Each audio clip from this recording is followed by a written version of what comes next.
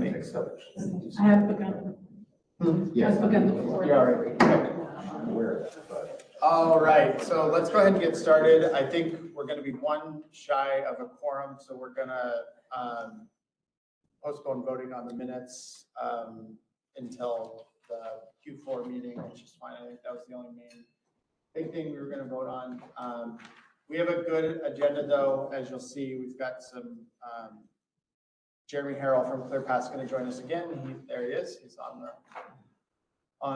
the WebEx, which is great. He's going to provide some updates on a lot of really exciting activity at the federal level. We're going to go a little bit over the Virginia Energy Plan. We'll share just a little bit as that's going to be rolling out soon.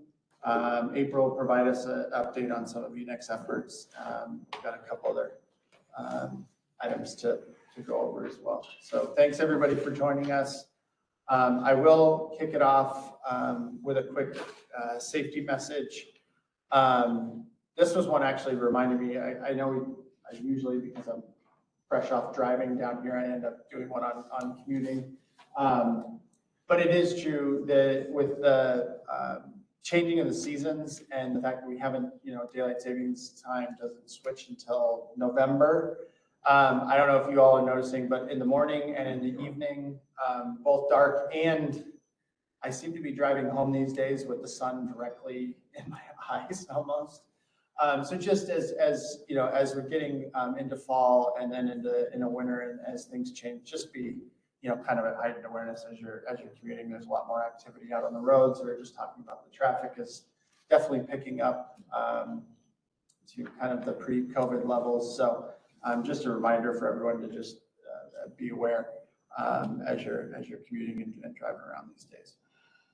But as we said, I do want to jump into Jeremy here real quick, but there is a lot going on both in the clean energy and nuclear energy space here in the Commonwealth at the federal level. So I think both this meeting and as we wrap up the year with our fourth quarter and look at some of the annual report stuff, there's a lot of really interesting and exciting things to discuss. So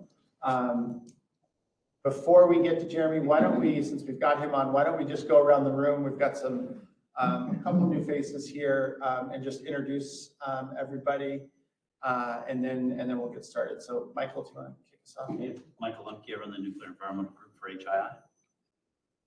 Rich Diddams, Director of Energy and Engineering Research at Liberty University.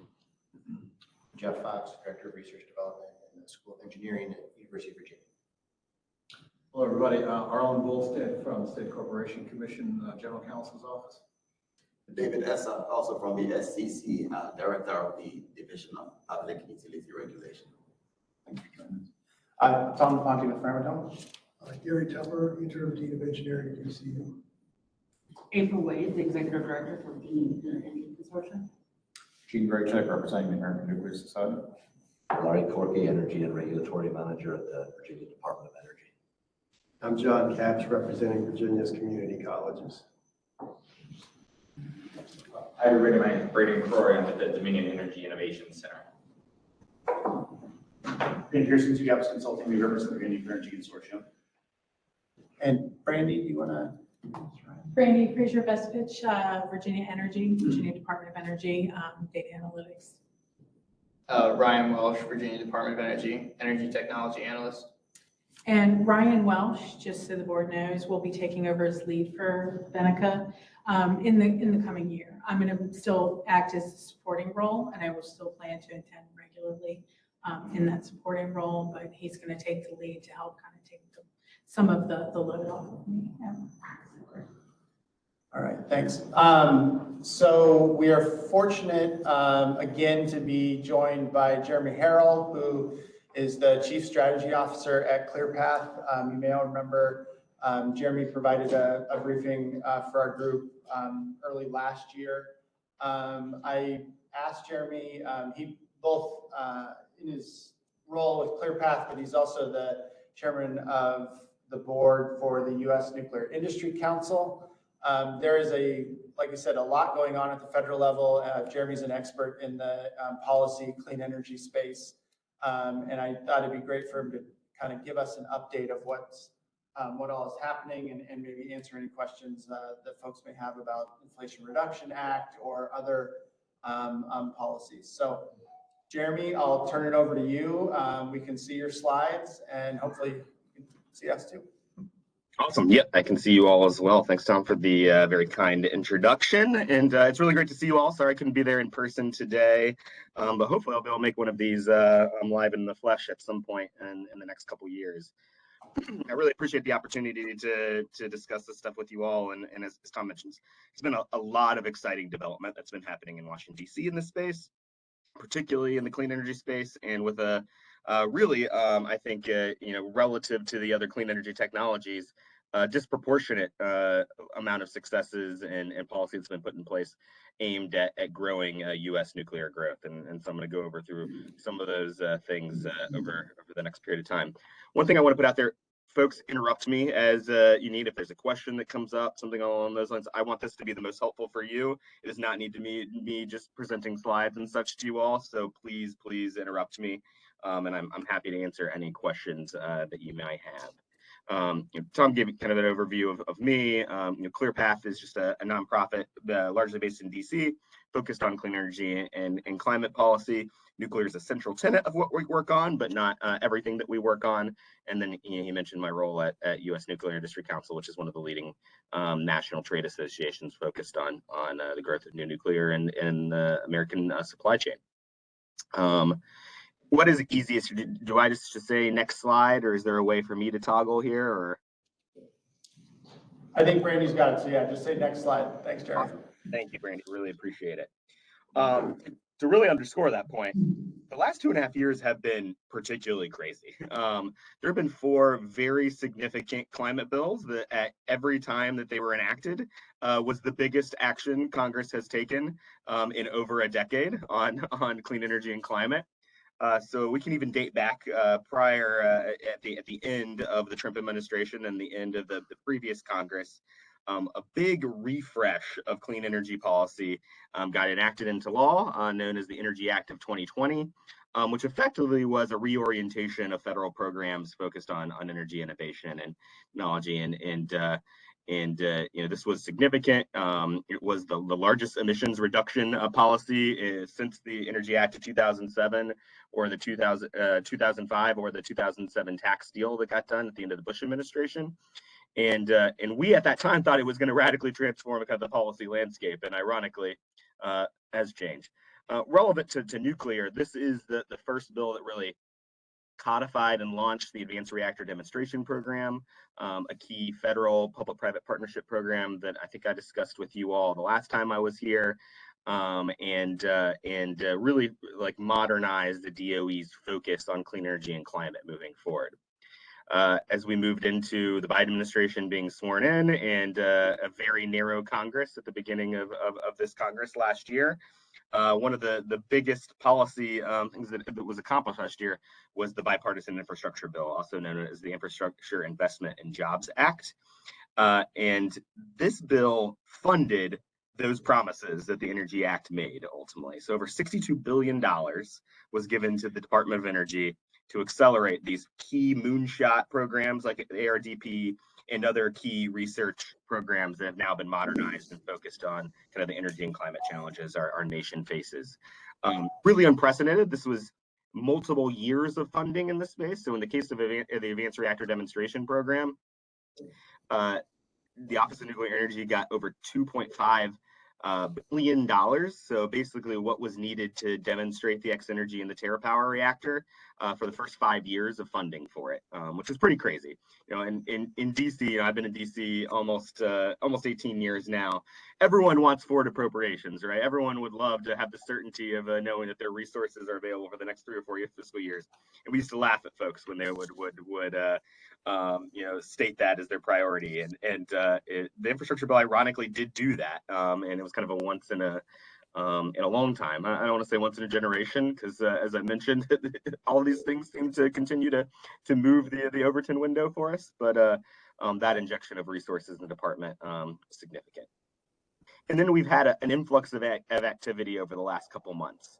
There was a big focus on what was often called the China Competitiveness Bill, the America Competes Bill. Ultimately, it was called the CHIPS Plus Bill, which invests in U.S. semiconductor R&D and a variety of other clean energy things. The reason I bring this up is there was a concerted program in there to focus on coal to nuclear switching and a lot of financial support for licensing in that space and potential government public-private partnerships to specifically build new nuclear at brownfield sites. So suitable sites like a former coal plant or former gas plant or a formal industrial facility. And I think we've seen in a lot of states, and particularly our neighbors to the west, West Virginia, is looking at this a lot, right? Though West Virginia just recently eliminated their nuclear ban and is putting money behind this kind of switch on that front. And then the bill that got the most attention overall was the big Democratic reconciliation bill known as the Inflation Reduction Act that was signed into law just a couple weeks ago and effectively put into place $3 billion of federal tax incentives over the next decade.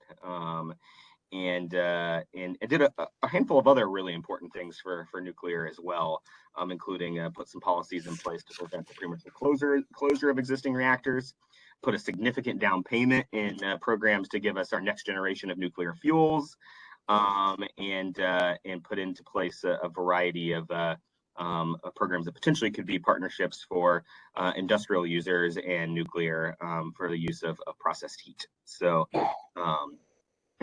My big point here is the landscape has changed radically over the last 2.5 years from a federal policy standpoint, and Congress on a bipartisan basis has made a strong statement in each of these things that nuclear is a significant part of the U.S.'s future energy policy or our energy future as a whole, and that's kind of been reiterated across these big bills. Next slide, please. And this was on top of what we thought at the time was a lot of momentum as well. So in 2017, 2019, there were some signature bills on reforming permitting at the NRC. A less robust tax credit was provided in a big tax bill there in 2018, and then enhancing DOE. So I don't spend too much time on this, but it really just kind of underscores the point that like Congress every year is looking for new things it can do to bolster domestic nuclear and grow the future of nuclear in this country. Next slide, please. So what do those big four bills that I showed in that second slide really mean? We've basically done the gamut of federal policy here. What is considered authorizing policy, so key program direction to the Department of Energy and to the NRC, folks like that, have been enacted in all these clean energy technologies. As I mentioned, significant money has been given to the department for cost shares and government partnerships in this space.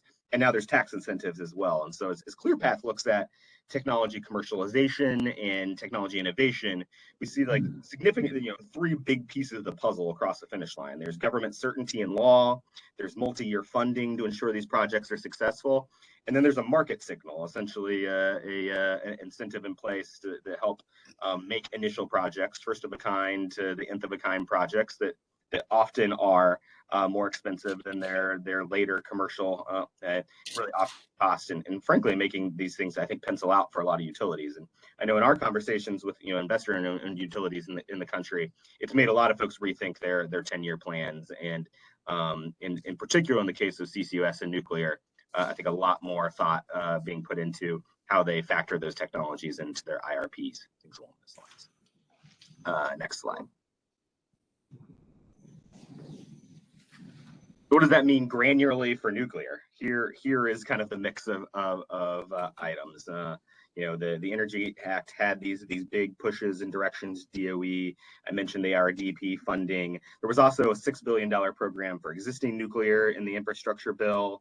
The CHIPS bill, I mentioned the Vision for the Future, the stuff focused on fossil closure communities. There was also investments in the nuclear university research infrastructure as well, and a big push on fusion. And then, as you can see in this last bucket, the tax bill I'm mentioning, the bill that just was enacted into law over the last couple weeks, It was more money for nuclear fuels. It was a tax incentive for new nuclear moving forward, a tax incentive to preserve existing nuclear in this country, a new tax credit for the production of hydrogen, which is particularly interesting for nuclear, and then a lot of other government financing programs like enhancements to the loan guarantee program that can lower the cost of capital, and additional cost share partnerships that can come to fruition. Next slide. And actually, before I transition over there, I should stop here and see if there's any questions. Because I know I just talked about a lot of what was been happening in DC over the last 2.5 years in 3 minutes or 8 minutes, maybe. Any questions? Okay, I think we're okay, Jeremy, for now. Awesome. Well, given where your all work is focused on, I thought it was important to maybe do a couple double clicks or dig in a little deeper on a few of these things that I think are really key to new nuclear moving forward. So prior to this bill getting enacted into law a couple weeks ago, nuclear had a pretty minor tax incentive in place that did not really compare to wind and solar and other technologies. What this bill does do is create a new clean electricity production credit and investment credit that largely puts clean tech on the same playing field. So the incentive is largely the same for wind, solar, nuclear, and carbon capture with CCUS if they were to utilize this credit. Hydropower as well, for example. And this is really the first time in our history that nuclear has been on an even playing field. And this credit is in place for at least the next decade and most likely longer. So the way that they constructed this, it either expires in 10 years or at a certain emission reduction level for national emissions. One that I'll just tell you is not in the next 10 years, where the US is not going to meet that emission target. So this credit is likely around for the next 15 to 20 years. And so as people, as utilities, as state governments, as the decision makers are looking at, should I have confidence that these policies are in place and should be factored in our calculus of what we do as we make decisions on potentially moving forward with new nuclear? I think there should be confidence that these are tax incentives like for the production of clean electricity from future nuclear that will be around for the foreseeable future. And I lay a little bit of the economic dynamics here. It can be as high as a 50% investment tax credit, and can get up to 3.2 cents per kilowatt hour on the production credit side. One of the kind of extra strings that were attached to these tax credits in this most recent bill was a need for domestic content, a boosting for project proponents that are in energy communities. And also some requirements on labor. Nuclear is super fortunate in that case that they really meet most of these characterizations just by the nature of the domestic industry. Some industries that will have some problems are solar, for example, that do have domestic content struggles, things along those lines as a result of our reliance on minerals for their construction from overseas, in particular China. And this is on the content of the generation project, not the fuel. The fuel is a little more of a complicated issue, as I know you all know. But I feel good that these incentives are going to be available for nuclear for a long time. Next. The fuel issue is a critical one. A lot of this next generation of advanced reactors need something called high assay low enriched uranium. Over the last couple fiscal years, Congress has allocated almost $800 million to a program to catalyze a domestic industry here. I think it's long-term fuel security and the need to get our nuclear fuel supply not from competitors like Russia. This is going to be really important. The $700 million that was in the recent bill that was appropriated at the DOE, I think actually puts this program actually on a chance towards viability. It makes the annual appropriations demands on it not as steep. And so, I think it does put it in a position to be successful. And, I know a lot of the nuclear companies in this country and there in the state of Virginia are looking at this program as a way to help accelerate commercialization of advanced nuclear fuels in this country. Any questions on the fuel side or comments? All right, next slide, please. I mentioned kind of beyond the tax credit side, the Department of Energy's loan program got a bunch of different flexibility and resources in place. This gives you just a little bit of an overview of the interest in nuclear right now, which I think is really, really high. LPO did make its first kind of announcement recently with Holtec, a small modular reactor on a small modular reactor manufacturing facility. So they announced plans potentially to build 4 projects in the Northeast over the next 10 to 15 years. And LPO is going to help them finance their manufacturing facility in New Jersey. That was the kind of the first new nuclear announcement that had been made at LPO.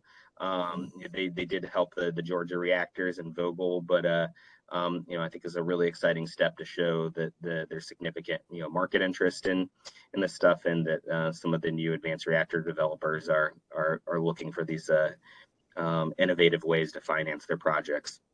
Jigar Shah, who came over from the financial sector to run LPO, and is probably one of the most publicly visible members of the Biden Department of Energy, leads this program, and he's talked about this pretty publicly, that there's a lot of folks that are in before him evaluating possible deals. Their tracker shows 77 total applications that are under some level of review in the nuclear space, which is really incredible because a decade ago that certainly wasn't the case. And they're at the point where they're thinking, oh, they needed additional flexibility when Congress acted to allow them to potentially move forward on a wave of new projects over the next couple years.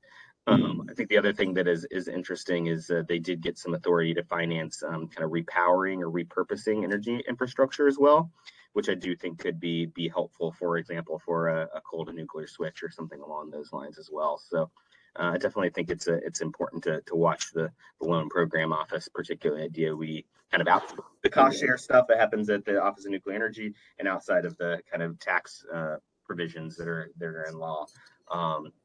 Federal incentives for new nuclear.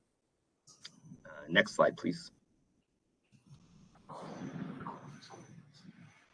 I did want to just underscore a little bit some of the hydrogen stuff. I think we're going to share these slides with everyone, so I'm not going to walk through all of it, but it's pretty crazy. Congress has thrown a ton of money behind hydrogen opportunities recently as well. $8 billion for the DOE to allocate to build regional hydrogen hubs. I know there are proposals in this region for kind of a regional hub, and nuclear does have some potential in that to play a significant part in hydrogen production in this country. And there are new tax incentives in place as well to incentivize the production of hydrogen, as folks see immense potential for it in low carbon fuels. And so I did want to flag the hydrogen stuff, since there is a lot of nuclear industry interest in utilizing nuclear to produce low carbon fuels. Next slide, please.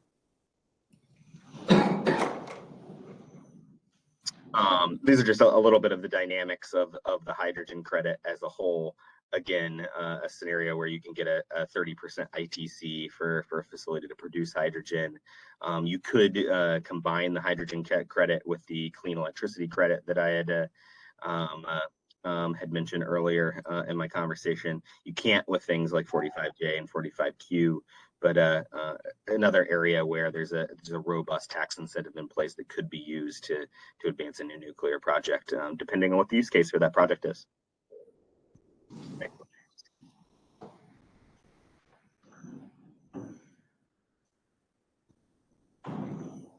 So what does that mean for the next Congress? I mentioned there was a ton that occurred over, frankly, the last 4.5 years, but particularly the last 2.5 years. And so ClearPath works on the clean energy and climate space. And so I thought it might be helpful to give you a little bit of a forecast of what we're expecting Congress to focus on over the next 2 years, and how that might impact the nuclear picture. Next slide, please.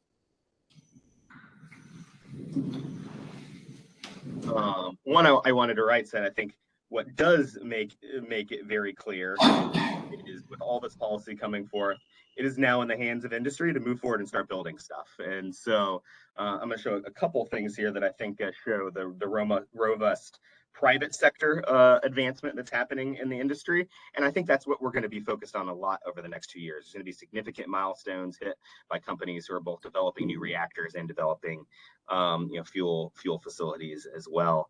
One of the central kind of government programs that are coming into place is I mentioned the Advanced Reactor Demonstration Program. It's a cost share program with the Department of Energy. Ultimately, the two winners of that competition who are building their commercial scale projects with a 50-50 cost share are TerraPower, and their first project's going to be in Wyoming, and they're and X Energy and their high temperature gas reactor in Washington State, all progressing well in the process. Site selection, getting together for the and starting construction, starting to move forward in the NRC process. So there are two companies in particular, two of many, but two companies who have DOE backing to commercially demonstrate in the next by the end of this decade, targeting kind of roughly that 2027 period. But fortunately, it's not just those two. It's not just two companies that had to win big cost share agreements. So next slide, I'll show a little more there.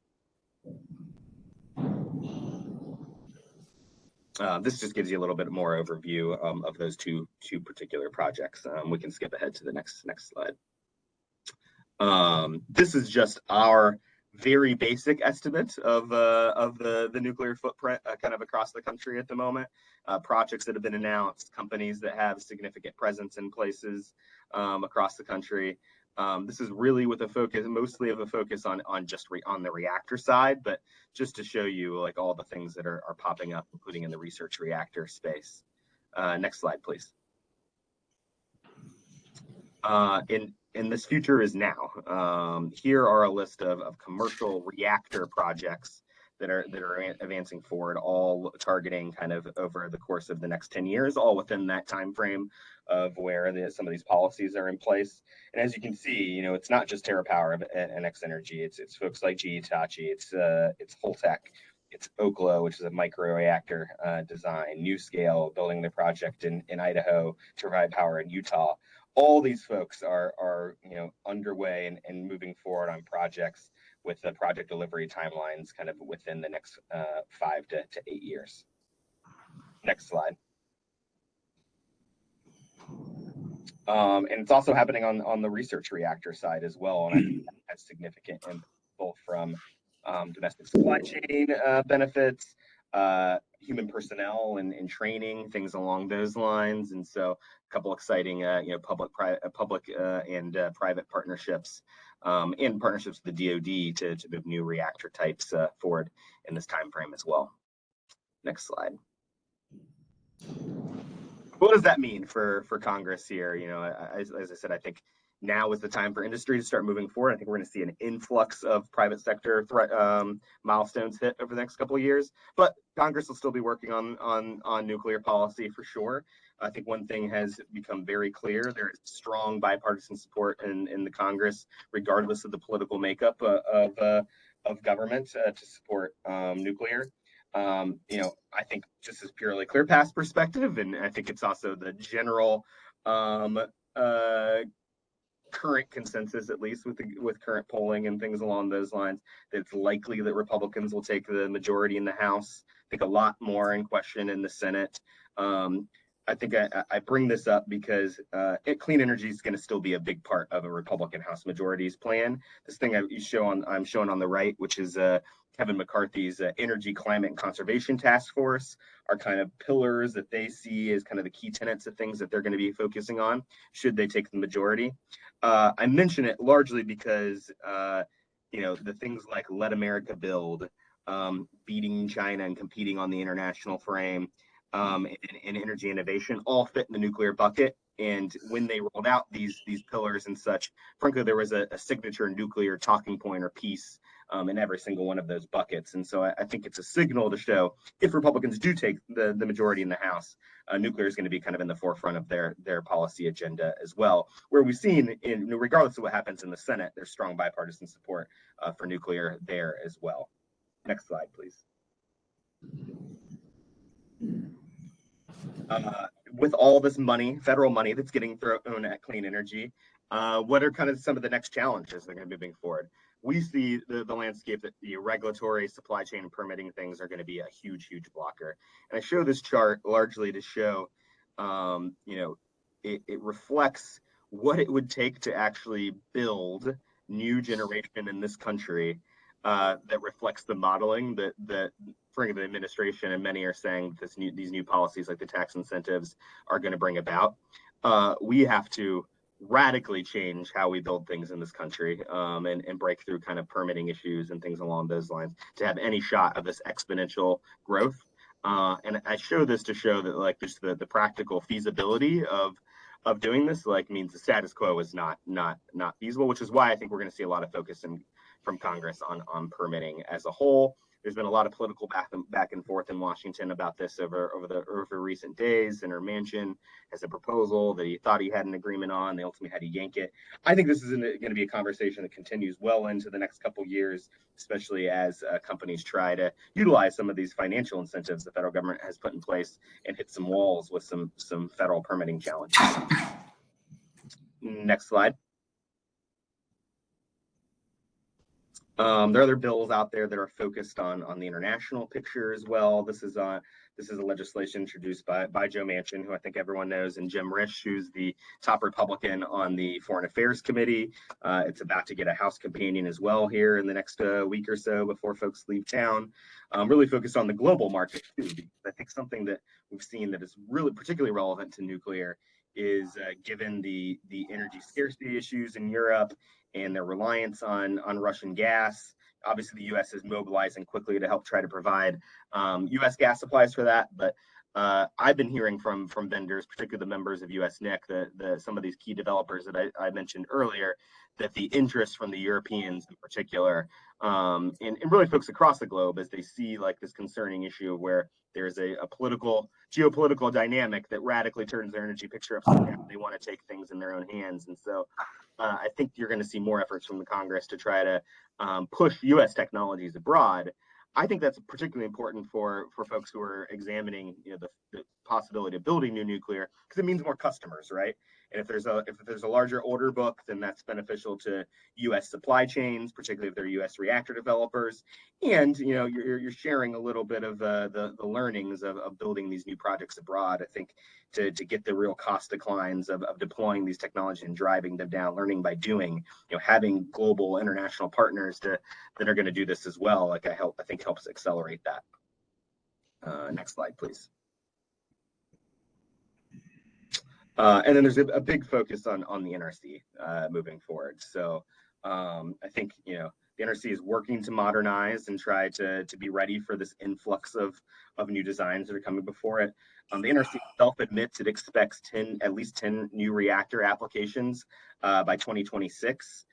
They're not prepared to take those on at this point, and it's why Chairman Hansen has taken a really forward-looking step in wanting to make more hires at the NRC, prepare for that future. They need to do more, and I think Congress is going to try to force them to do more.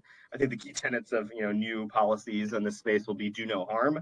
We don't want to delay new reactor designs going through the process, but we do want to make the regulatory process more nimble, here to scale new technologies abroad. And I think we have a 5-person commission for at least 4 commissioners who are committed to seeing that come to fruition. Next slide.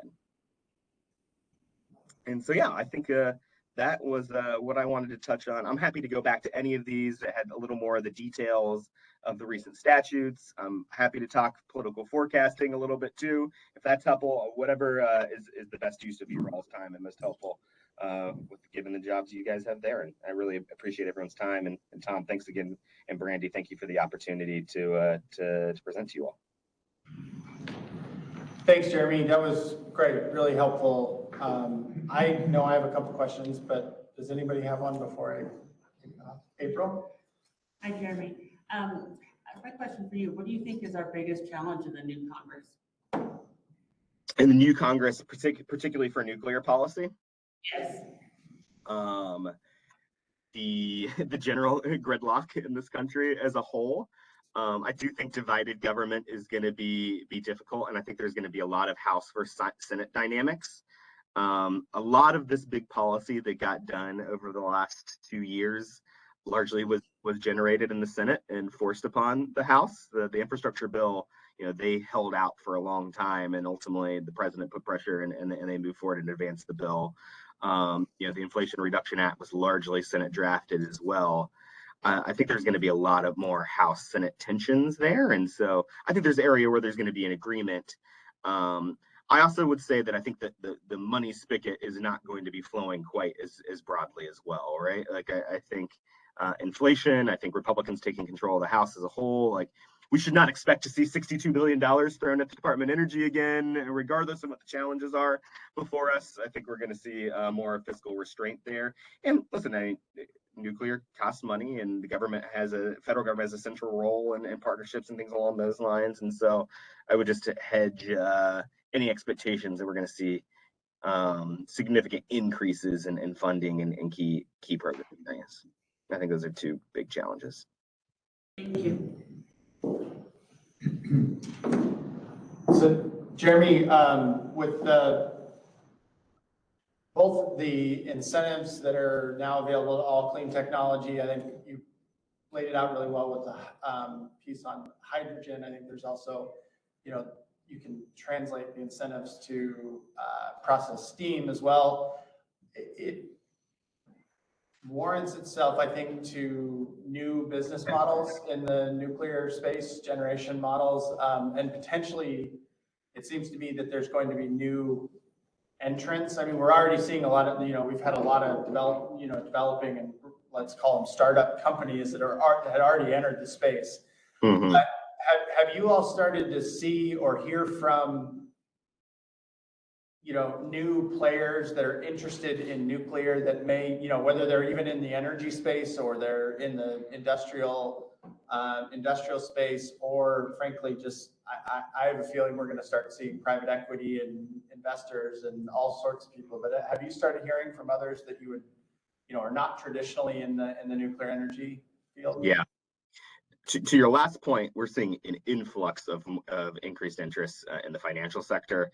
I've gone up to New York a couple of times this year to do these type of presentations for kind of traditional finance folks who frankly had ruled out nuclear for a long time. And all of a sudden they're like, oh, we need to be paying way more attention to be in front of this because I think there's a huge financial opportunity.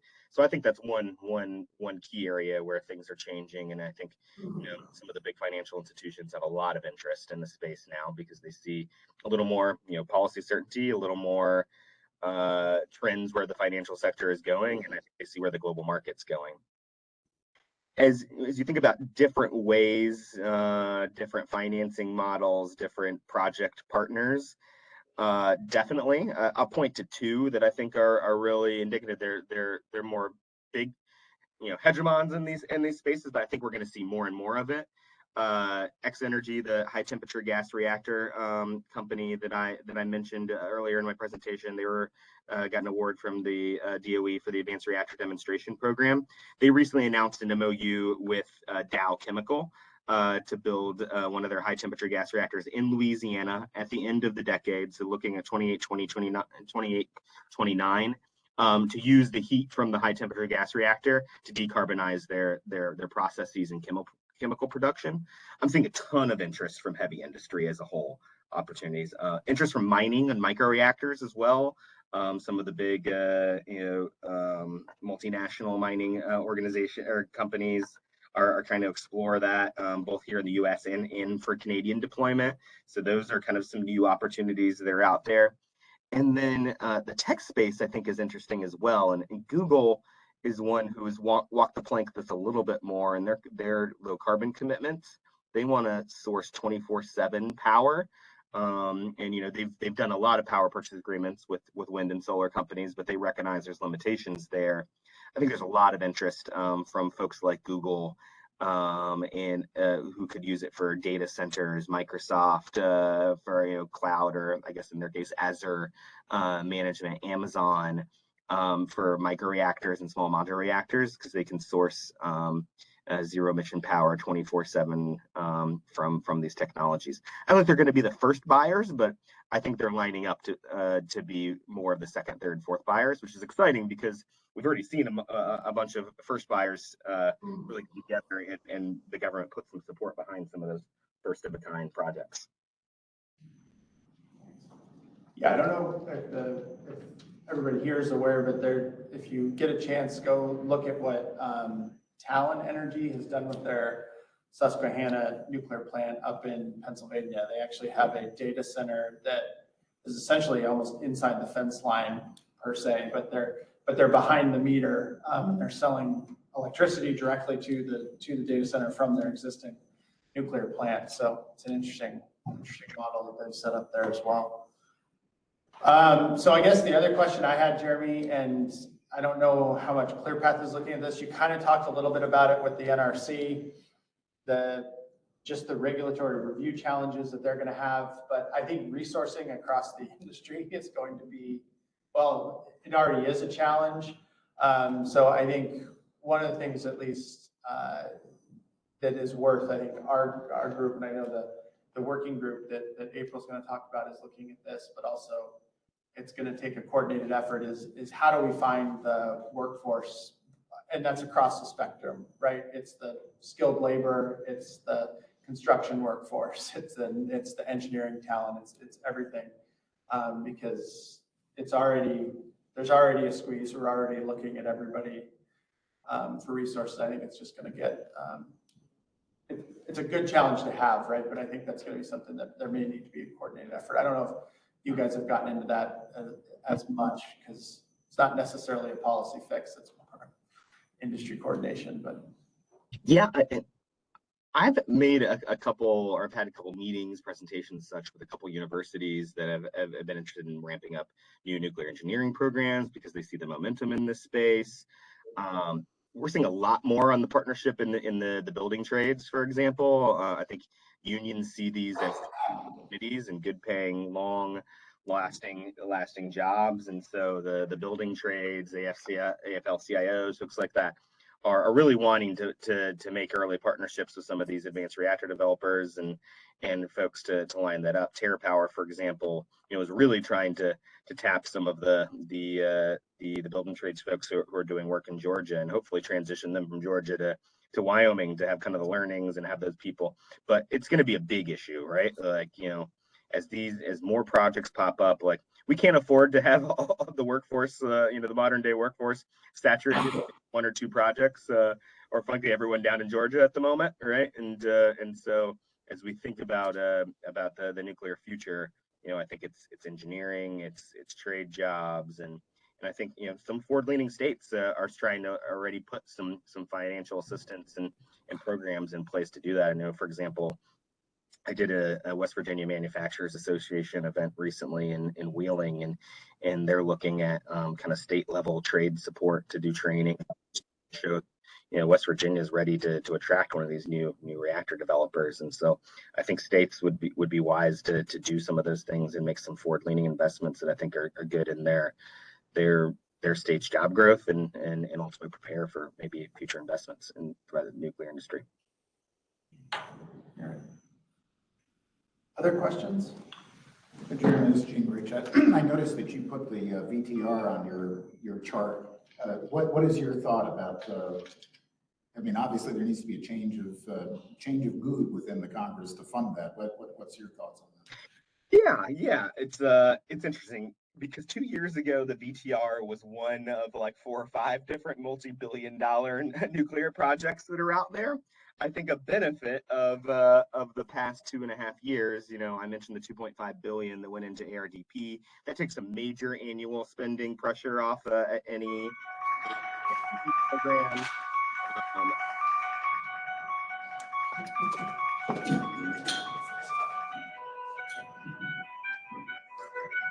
I mentioned it on the good jam. Sorry, Gary. No worries. Go ahead. It's also on the fuel side as well. The 700 million that was given on Halo. I mean, I think that's going to ultimately be a multiple billion-dollar program moving forward. But that influx of resources does make that over the next 5 years a 200 mil ask rather than a 400, 500 million ask.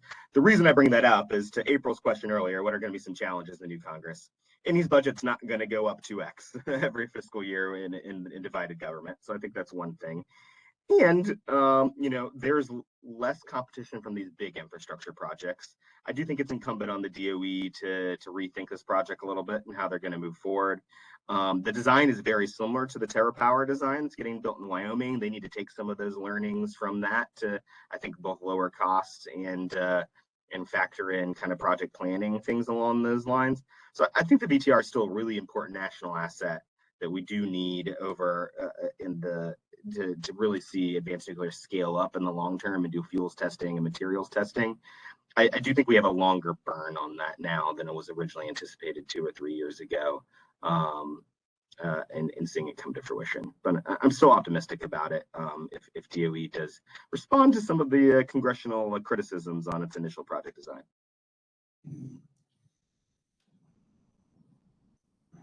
Anything else?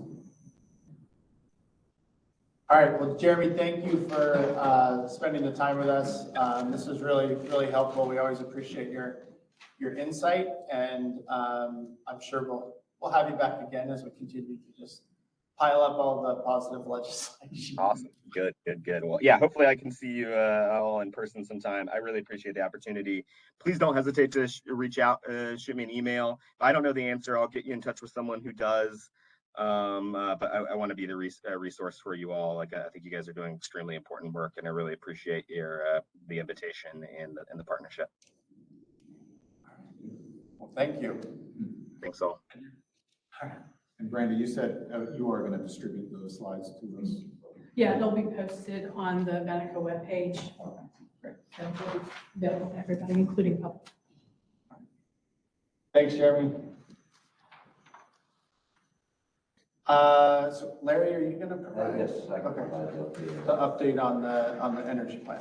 Yes, the major update is it will be published on Monday, which means I don't have too much to say today, except it's with the governor's office doing their final review, making their final decisions. So in terms of nuclear, certainly there will be an assessment of nuclear generation of the industry.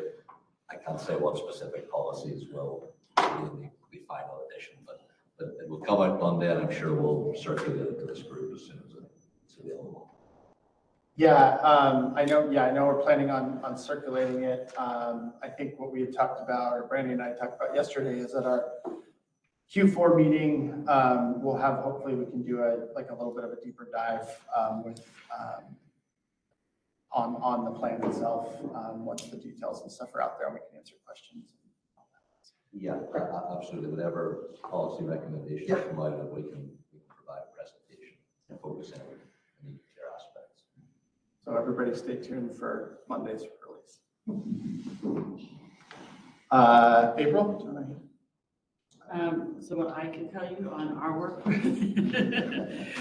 we have spoken to the governor's administration, had some good conversations, and we have supplied some comments for the energy plan as well, for the industry. So we have done that. So hopefully on Monday, we will all be pleasantly surprised what's in there. So I'm looking forward to Monday. On the hub, we were close to, I thought, wrapping everything up on the proposal, but industry has come back to the universities and provided some more feedback.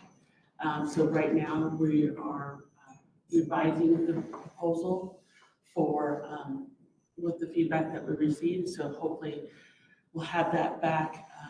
I talked to the writer on the way down here, we'll have that back next week.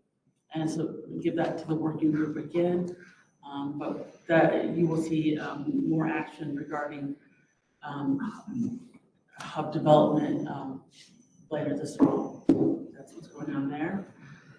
And then on the working group for HB 894, we had a meeting on July 11th with the group. I think right now the working group is around 30 people. We've gotten kind of popular. Several people have wanted to get involved. We have a document out of that meeting that is right now is out for comment for the working group members. And we'll be meeting again here this fall to discuss the priorities. But basically they focus it down to 4 buckets: economic development, deployment, workforce, supply chain. Nothing any of y'all should be surprised about. But we had some really good conversation. Dr. Katie Huff is Assistant Secretary of Department of Energy in charge of nuclear energy. She spoke to the group. I think we had a really good conversation. I'm pretty excited. Some things that will be happening going forward. Did I miss anything? No, I don't think so. I think everyone or most everybody here has representatives on the working group that are providing input. So if you have specific questions on the draft and the notes that come out, I would encourage you to touch base with your folks on that. I think it was a really good kickoff meeting. We had some great dialogue. I mean, we were there all day. All day until after 4 o'clock. Yeah. We started at 9 and that before. It was a good conversation. It's a good conversation. So I think that's moving ahead very well. The one thing I would say about the energy plan, again, not knowing what's in it, but I will say the contrast between the last round when we did this and this time is the outreach from last two times, from Virginia Energy and the governor's office, just for information and input on nuclear energy has been 100% improved. There's been a lot more dialogue, I know, with April this time around, which is great. And I think that's an indication of kind of the changing priorities. So not knowing what's going to be in it, but I think it's safe to assume that nuclear is going to have a key place in there. It's going to be talked about as opposed to last time where it wasn't even mentioned. That's a good thing. I would suggest that we do April's, do you want to talk about, are you planning to do kind of a press release or I know VNEC was talking about doing some. Yeah, in the past, what we've always done is after the energy plan has been put out, we've provided a letter between VNEC and the chairman. Usually has always signed on to the letter as well, just commenting on the energy plan. In the past, it's been comments that what we thought should be included. This year, we may be doing the same thing, but hopefully we may also be saying some positive things as well. And then we will likely put out some sort of release or something commenting as well. So I think, so we'll do that again. And yeah, we kind of have to wait to see what all is announced and what's in it on Monday, but I know VNEC will take the lead on that. And then, like you said, we'll have a briefing at the board meeting. Other questions on those updates or any of those areas? Okay. We're gonna hold off on the approval of the minutes since we don't have a quorum, but they are included here in your packet. So just, take a look at those. We will entertain if there's any corrections or changes that need to be made. We can entertain those at the next meeting and then approve. Brandy has also gone ahead. Our next big task will be the annual report. So you have a copy here. Brandy has gone and updated some of the things. You'll see there's a little update to the look of it. What I would ask is, have we sent out this draft electronically yet? No. Okay. So after the meeting, there's some areas that Brandy's already highlighted here that need to be updated. Specifically, what I would call everybody's attention to is the portion that's essentially updates on activities from the past year. There's highlighted areas. So everybody take a look at the sections there. These are updates from last year. And please send Brandy updates about your specific organizations so we can get that portion updated. And then I would also ask if we can send this out electronically. It may be good for just everybody to take a look at this before the next meeting, and we can get kind of a pre-final draft that we can then review and approve at the Q4 meeting. That works. The deadline for the annual report, as you all remember, is November 15th. Right. So obviously we should probably try and schedule something prior to that. Right. That was going to be my suggestion, is that we send out a doodle poll and look for some time, I would say in early November, so that we can review and approve the annual report before the deadline, and that'll kind of wrap up our meetings for the year. So I think what makes sense is we'll send out kind of a poll for the first 2 weeks of November. Everybody can kind of weigh in, but we will need to have a quorum, so to vote on all these things. So we'll want to make sure we have some buffer there in case we have some folks that have conflicts at the last minute. And then you also have the asset inventory. Again, I think we're doing a pretty good job of keeping this up to date, but if you see things that need to be changed, please get those to Brandy.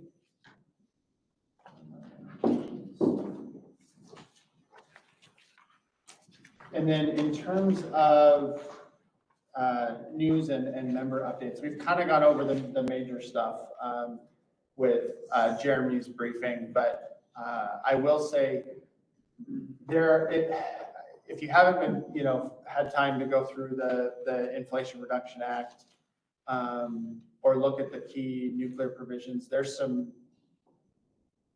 it's a very significant piece of legislation, let me just put it that way, for new nuclear especially. There's a couple of things that Jeremy didn't really touch on because there's frankly a lot in there, but I think are important. The tax credits can actually be realized by tax exempt entities now. So think of that as public utilities or municipal utilities that in the past could not, because they're tax exempt, right? They couldn't take advantage. Well, they can now qualify for direct payments. So things like the investment tax credit, production tax credit could actually just be turned into grants for those projects. I know that's not as big of a deal here in Virginia because we've got mostly investor-owned utilities, but there's states and where the development is. There's a set of incentives for clean energy manufacturing.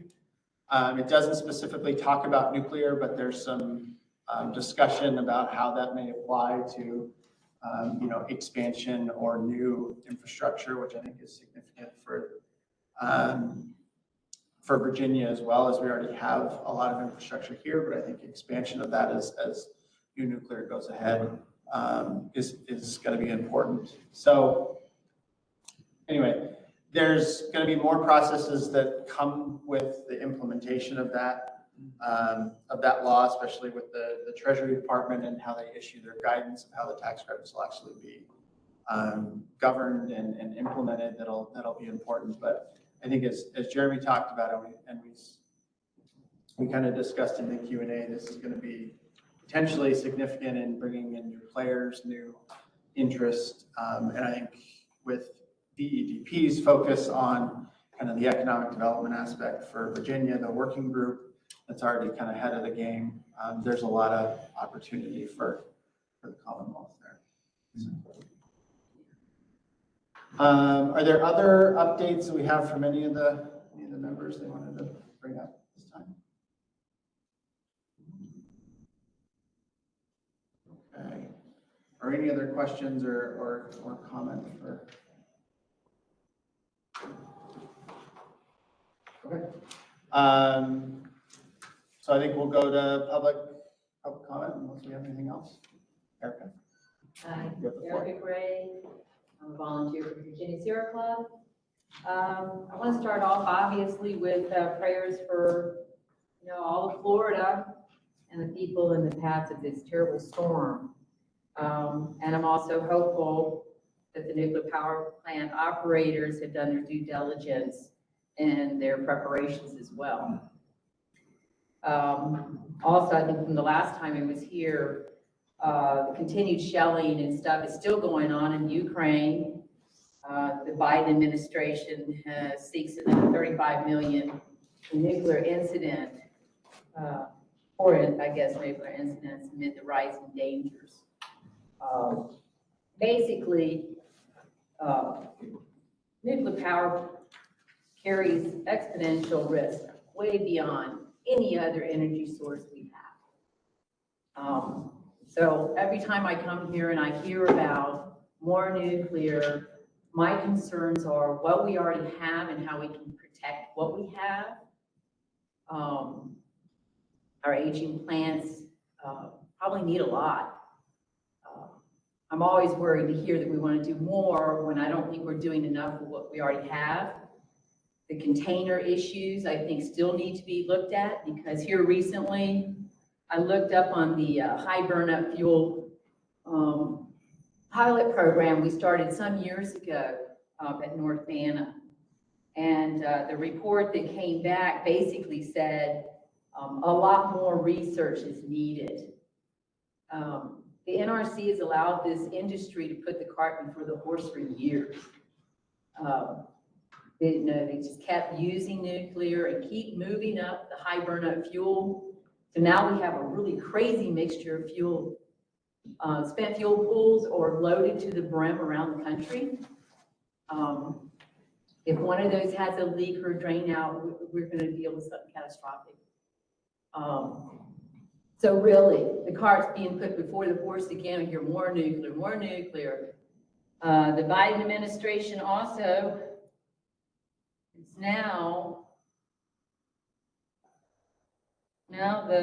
they're going to fund communities on education on nuclear waste.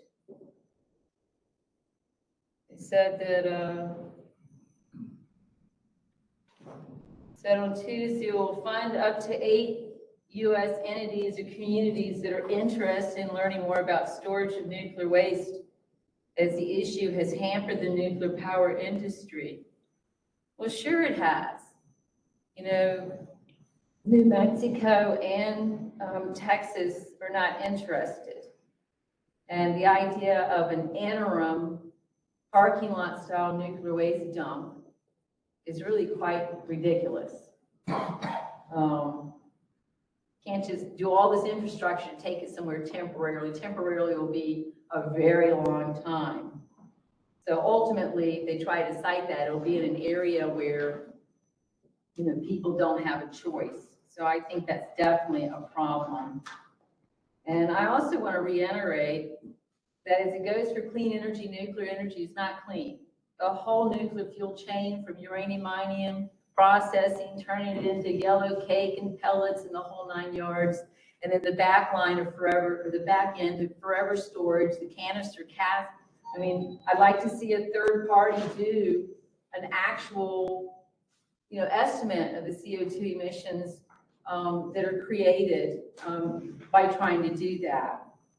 On top of that, and I just noticed that they finally published the 2021, well, probably for all over the country, but specifically I watched North Anna, and they published that one for the public to see. Last time it wasn't up. And, oops, pull that up.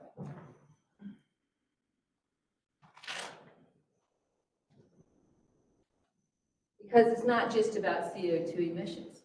It's also about radioactive effluents and gases and other nasties that go into our environment. And that's just under routine, regular operation. That's not under an accident or any other problem. So basically, give an example. I mean, the public is just not really aware of the dynamics.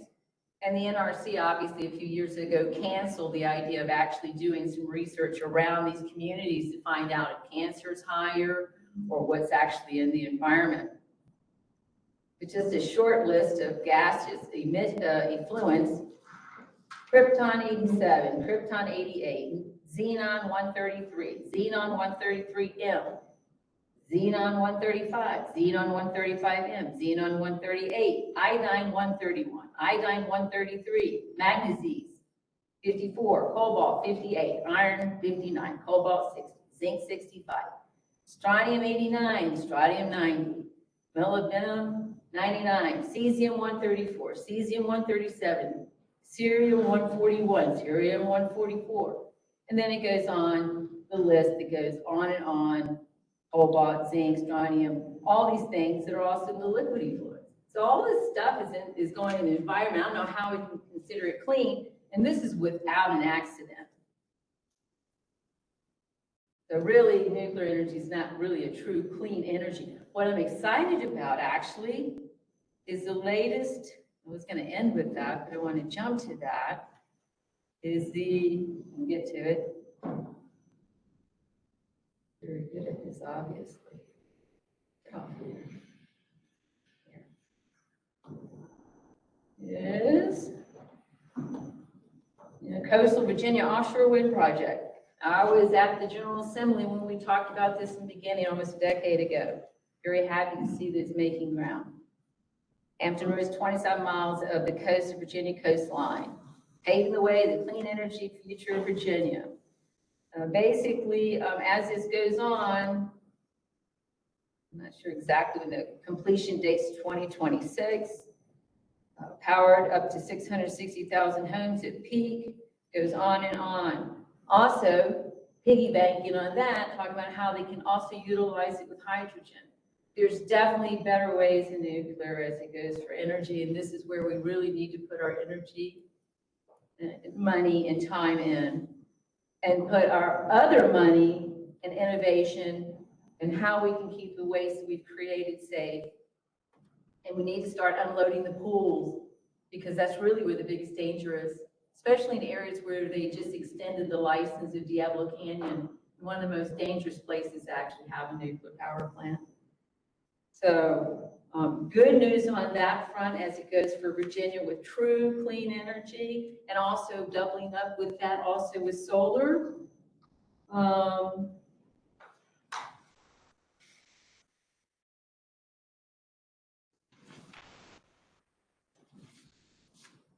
It would be interesting to know when we'll know more about that high burnout fuel I mentioned also.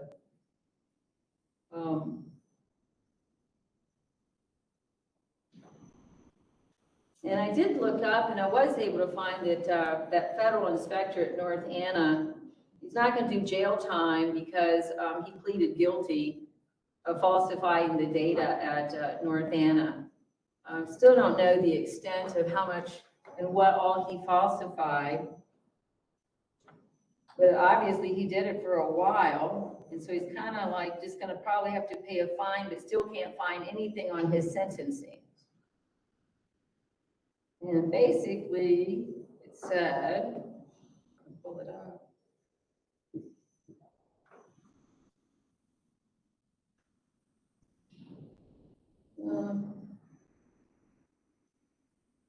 While only a few specific instances of falsification were described in court documents, a statement of fact signed by Crone stated that for years, I repeat, for years, he allowed days or even weeks to pass without entering North Anna. Now, this is the senior NRC inspector that's at North Anna, was.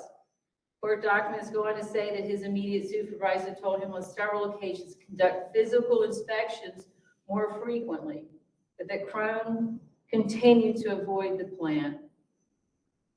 So, you know, I have a problem with the confidence when this kind of thing is going on. And this is not an isolated incident. This is something that happens on a routine basis. It's pretty scary. So hopefully this group will stop focusing on more new, and think we're going to throw billions and billions of dollars at these new reactors, when in reality, we're going to be going in the other direction. We're going to be going with wind, solar, hydrogen, And definitely, I think we really need to talk about conservation and how we can do better at that. Because every time that we're producing energy and we're wasting it, is terrible. I guess that's all I have to say. Thank you.